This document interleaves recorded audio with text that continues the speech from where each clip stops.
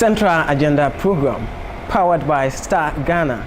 Our mission, always we state it clear, making parliamentarians or member of parliament responsive, accountable, and also to ensure transparency.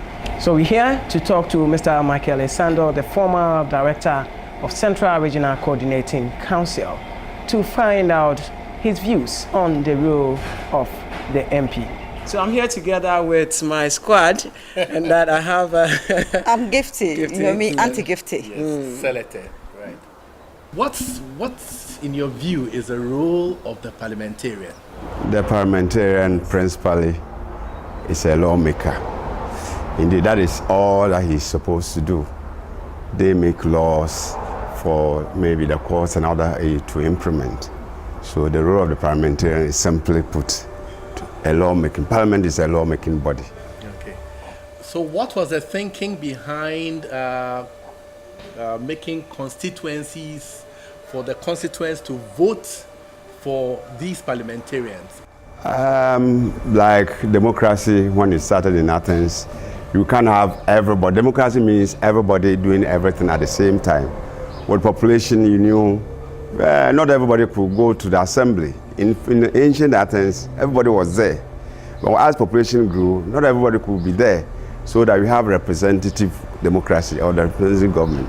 So about 500 people or less, 200, will select somebody to go to parliament to seek their views as far as lawmaking is concerned. I would want to find out from you, because in your submission, you've made a point. You made a point that as parliamentarians, they are supposed to make laws.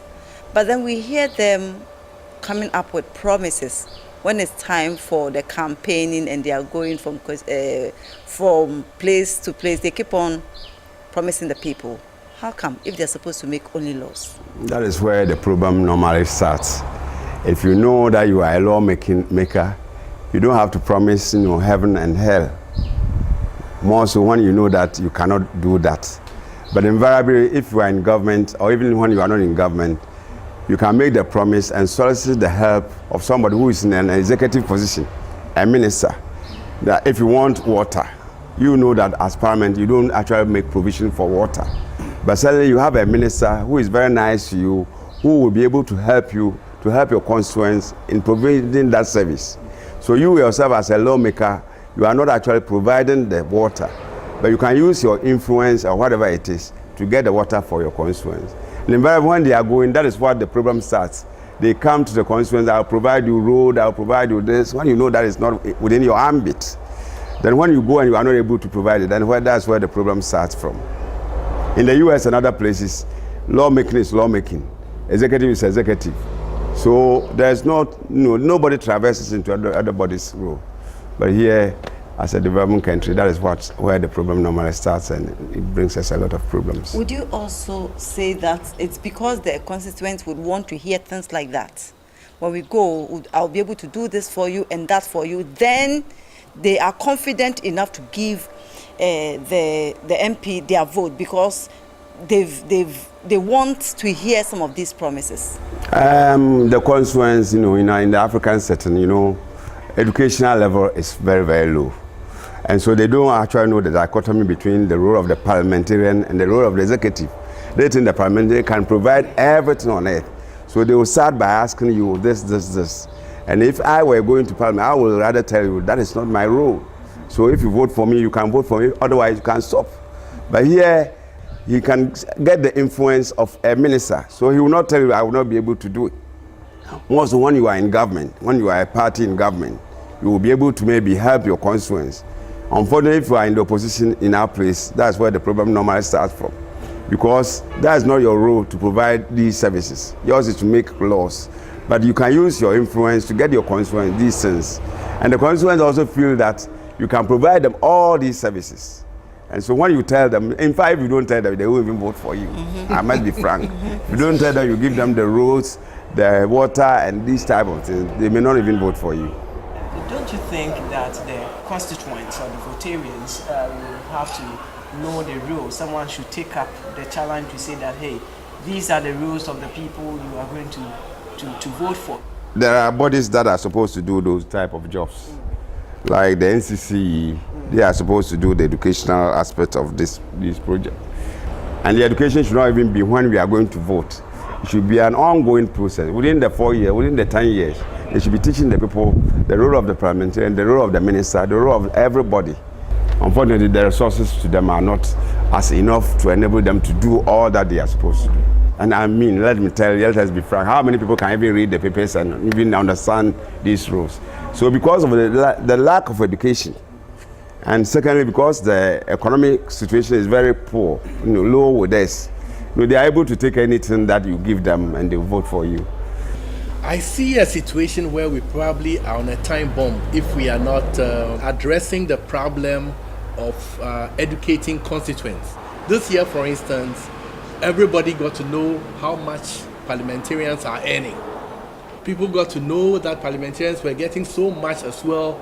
And here's a case where the electorate don't seem to know exactly what they are doing in Accra.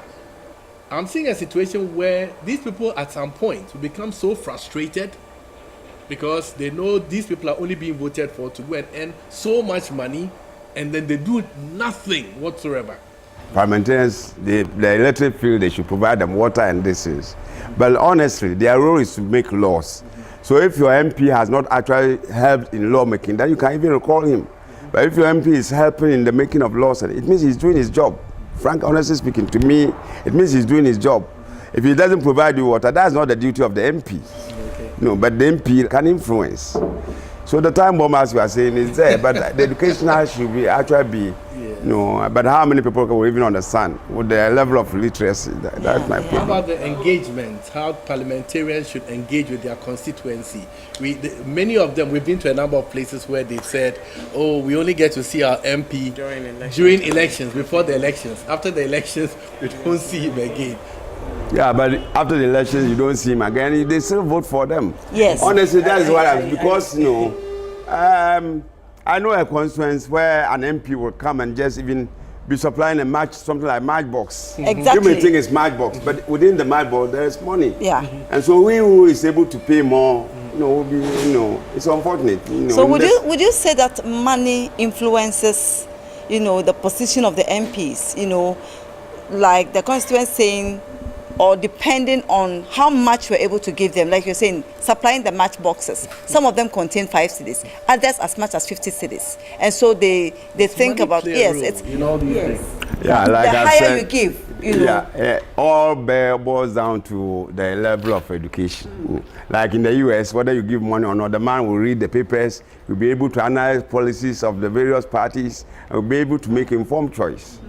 Here we are not able to do those type of understanding, and so when you give that type of matchbox, the likelihood of them accept, because like you said, he may not even see his MP until the next election, and if he doesn't dare to collect that matchbox, he will lose everything. That is the impression they have, that look, let me take it. After all, if he gets that power, what is he going to do for me anyway? I may not even get to see him or her again until the next time that we are voting. So they always take these monies, although some kind of education is going around saying that don't take these things. But this is the point they have got to, that, look, let's take it. But I would also want us to consider the parliamentarians themselves. When they are campaigning, they know some of these things that, look, this is not right.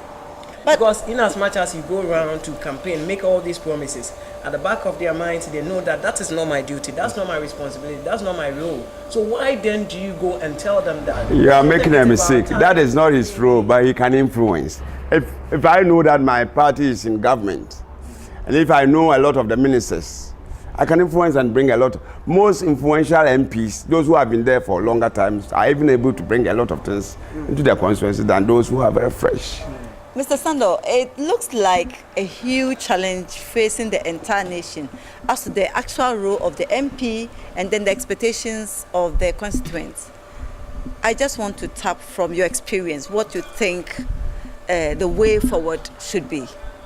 Depends seriously on educating the electorate to know the role of the MP, the role of the ministers, the executive, and the role of the judiciary. These are independent bodies, and everybody has his role. You can't say you have made somebody a chief justice so he should come and tie your road for you. But the chief justice actually there to superintend over the judicial service. So if you know that the MP is there to make laws, then you need not actually harass him on projects or other things. It's a very big challenge. Yeah. And as long as in Africa our educational level is very low, people will not be able to discern issues themselves. And so this issue will still continue for some time to come. That's my personal opinion. Central Agenda Program. That is it. Our mission is to make sure that we fill out some of these potholes and also try to let the constituents understand the role of their MPs, thereby MPs also being responsive towards their constituents.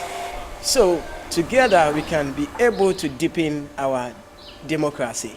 Mr. Essandoh, thank you so much for having you and then meeting together to discuss this issue.